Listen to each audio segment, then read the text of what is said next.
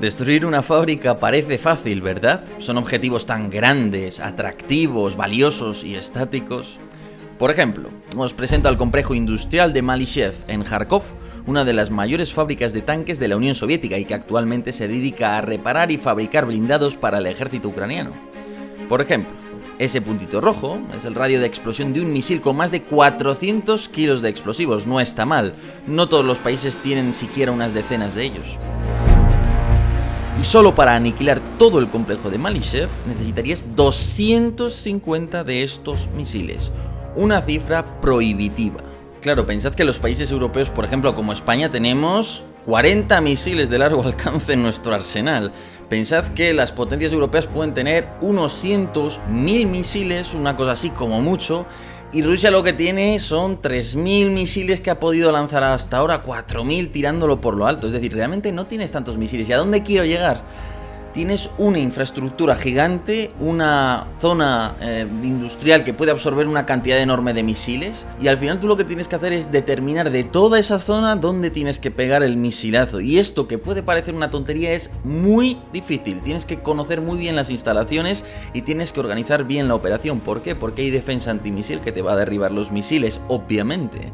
Así que de eso vamos a hablar hoy, del ataque contra una de las principales fábricas de tanques de Ucrania por parte de los misiles rusos y dónde tienen que golpear. Yo soy Yago Rodríguez, bienvenidos a todos los interesados en los asuntos militares en español, a los que al fin y al cabo formáis parte de esta comunidad. Y ahora, comencemos.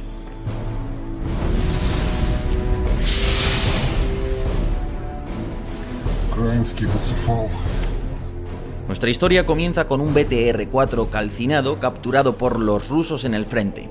Parece otro blindado más, pero cuando la inteligencia militar lo inspecciona observa que el vehículo parece de reciente fabricación. La soldadura está bien hecha, al contrario que el resto de BTR-4. El blindaje se ha engrosado con una nueva capa de acero y el cañón también es nuevo. ¡Qué raro! Además, los números de serie de la barcaza, el motor y la cámara termográfica han sido manipulados y ocultados. Claro, esto hace saltar todas las alarmas, porque se había asumido que Kharkov no tenía capacidad de producción, que los ucranianos ya habían perdido esa habilidad. Pero al aparecer vehículos nuevos, lo que te está indicando es que efectivamente están fabricando cosas nuevas. Así que rápidamente a la VVS, a la Fuerza Aérea Rusa, se le encarga la misión de estudiar este complejo y determinar la mejor manera de atacarlo durante la próxima misilada.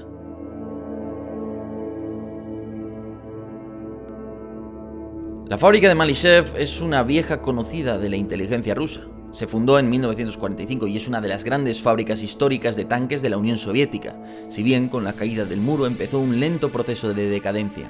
Los diseñadores rusos regresaron a su país, el gasto en defensa ucraniano se redujo hasta el mínimo y los pedidos del extranjero se limitaban a tanques ya fabricados o blindados sobre ruedas de lo más sencillos.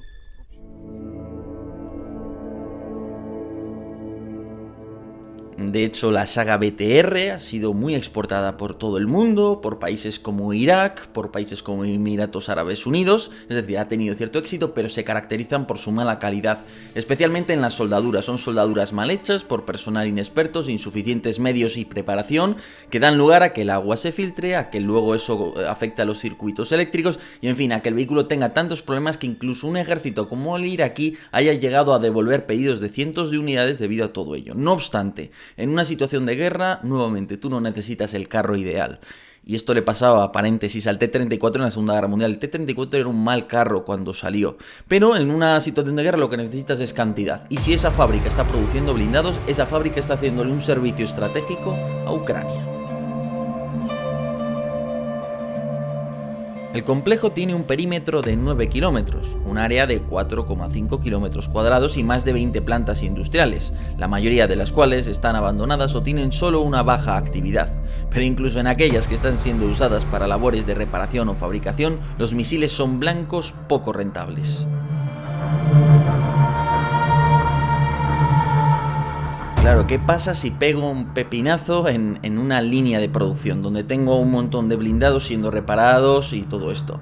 Bueno, pues sí, a la gente que esté ahí desde luego acabo con ella, el blindado al que justo le impacte lo destruyo, pero el blindado que esté al lado seguramente no lo destruyo porque está, al fin y al cabo es una caja de acero, todo lo que no sea un impacto directo no le va a afectar demasiado. Y en esencia has gastado un arma preciosa, con mucho alcance, con muchas posibilidades de atacar objetivos más valiosos. ¿En qué? En hacerle un hueco en el tejado a una línea de producción y destruir un tanque y a la gente que lo estaba reparando. Por tanto, tienes que afinar mucho el tiro. No vale disparar en cualquier parte de las instalaciones. Atacar una de las oficinas de la fábrica puede ser atractivo para provocar cierto desorden, pero es posible que la información sensible esté almacenada en servidores externos, y lo cierto es que ya no existe una zona de I+D con personal súper especializado al que sea atractivo atacar. El nivel de automatización también es bajo, así que tampoco hay muchas máquinas claves que puedas destruir. Entonces, ¿cuál es la parte clave de una instalación industrial de este tipo, metalurgia? Pues los hornos metalúrgicos. Determinados tipos de hornos metalúrgicos se puede tardar fácilmente un año en reemplazarlos y provocan una pérdida prácticamente total de la capacidad de producción. Una fábrica que pierda los hornos metalúrgicos es una fábrica que deja de producir y que además no va a poder reemplazar esa pérdida hasta dentro de mucho tiempo. Por tanto, tienes que buscar a través de tu análisis de imágenes y a través de tus agentes infiltrados allí o de tus colaboradores que conozcan bien la fábrica, dónde están en concreto esos hornos metalúrgicos y determinar la mejor manera de penetrar cualquier tipo de cobertura de techo de lo que hay encima de los mismos y de destruirlos por completo. Fijaros lo que es la vida, que el vídeo ese que os he puesto al principio de una fábrica con una explosión, que sé que es de la guerra de Ucrania, me he puesto a mirarlo bien, me he puesto a mirar dónde están los hornos metalúrgicos del complejo de Malyshev y me he dado cuenta de que es que esta simulación de un ataque pues está basada en un hecho real prácticamente, porque ese ataque que veis en el vídeo es real. Y porque justamente los hornos son estos. Ahí veis la chimenea grande, las 3 chimeneas pequeñitas y la chimenea grandota que está situada al fondo. O sea que ya veis que justo ha coincidido. Un objetivo blindado. La inteligencia militar rusa sabe que Ucrania ha situado un elevado número de defensas aéreas en torno a Kharkov, la segunda mayor ciudad del país. En concreto, estiman que hay un regimiento de antiaéreos de largo alcance S-300 con 3 batallones situados en triángulo alrededor de la ciudad, si bien han recibido la orden de racionar los cada vez más escasos misiles interceptores. Además de esto, el ejército de tierra ucraniano ha prestado una batería de sistemas Strela 10 que emplean misiles infrarrojos. Es cierto que estos sistemas antiaéreos están concebidos sobre todo para derribar drones, cosas así, pero es cierto que si se les da suficiente tiempo pueden llegar a derribar incluso un misil, por tanto también conviene tenerlos en cuenta. Además hay que apuntar desde la frontera rusa hasta Kharkov, que apenas hay 20 kilómetros, obviamente hay una intensa red de defensa aérea ucraniana, por tanto si lanzas directamente el ataque desde Rusia te vas a encontrar con muchos elementos antiaéreos abriendo fuego contra tus misiles. Por tanto, hay que buscar otra ruta de aproximación.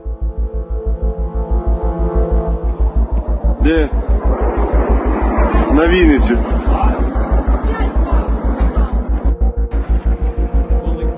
Para el ataque se escogen los modernos misiles de crucero KH-101, que tienen cierta furtividad al radar, sobrevuelan el terreno a menos de 50 metros de altura pero a 700 km/h y sobre todo poseen una potente cabeza de guerra de 400 kilos, por no decir que portan bengalas y señuelos con los que engañar a las armas antimisil en la última fase del ataque. Entonces el misil se va a preparar. ¿Cómo va a ser? Bueno, pues en primer lugar el armado, el momento en el que la carga explosiva ya es útil, va a ser de tipo retardado, es decir, no va a ser en cuanto yo lanzo el misil que ya la cabeza explosiva está activa, sino que lo va a estar cuando ha pasado cierto tiempo de seguridad para que el misil ya esté en el aire y lejos del bombardero que la ha arrojado. En segundo lugar, ¿qué tipo de espoleta se va a emplear? Pues quizás lo lógico, dado que puede haber un techo bastante grueso, es una estructura que puede estar bastante protegida, es que sea una espoleta de culote. Hay dos tipos de espoletas principalmente, de ojiva, es decir, que va en la punta, en el morro, o de culote, que va en la parte trasera. Cada una permite una actuación distinta. La que está en la zona frontal del misil, lo que me permite es que al impacto estalle, active la explosión, ¿verdad? De otro lado, las que son de culote lo que me van a permitir principalmente es utilizar la deceleración producida por el impacto, es decir, al impactar pierdo velocidad, lógicamente, y mido eso para determinar en qué momento debe estallar el misil. En este caso esto es lo ideal, puesto que probablemente hay un techo de hormigón bastante importante en la zona superior Interesa, por tanto, que penetre, que estalle cuando haya penetrado precisamente el misil. Por último, para guiarse, ¿qué va a emplear el misil? Pues bueno, toda una serie de sistemas, tanto sistema de posicionamiento global GPS, quizás el propio GLONASS ruso, sistemas inerciales dentro del propio misil, capaz de leer el terreno y capaz, por tanto, de guiarse a sí mismo, incluso aunque haya guerra electrónica que pueda impedirle tomar, por ejemplo, mediciones satelitales. Finalmente se disparan 4 misiles en 2 salvas de 2 misiles cada una, todo ello mediante un bombardero Tupolev 55 que ha despegado de la base aérea de Engels.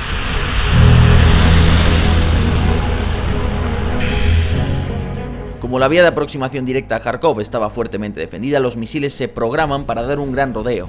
De esta manera, aprovechan una gran depresión a lo largo de la frontera norte de Ucrania, a fin de dificultar la detección de los mismos por parte de los radares. Además, los misiles fingen dirigirse hacia Poltava, pero terminan dando un brusco giro y se reorientan hacia la fábrica de Kharkov. Objetivo conseguido. Pero bueno, eso ha sido todo, espero que os resulte interesante y os haga ver que atacar una fábrica es mucho más complejo de lo que puede aparecer. Esta fábrica en la realidad efectivamente ha sido atacada, no sabemos con qué éxito ni con qué efectos. Todo esto luego que habría que evaluarlo, hay distintos métodos para evaluar el grado de éxito conseguido de este tipo de ataques y en realidad hay muchas otras cosas de las que podríamos hablar, pero de eso lo abordaremos en futuros vídeos. En todo caso, espero que os haya resultado interesante y como siempre os animo a apoyarme en Patreon, a suscribiros a The Political Room por 10 euritos al año, que creo que es bastante razonable.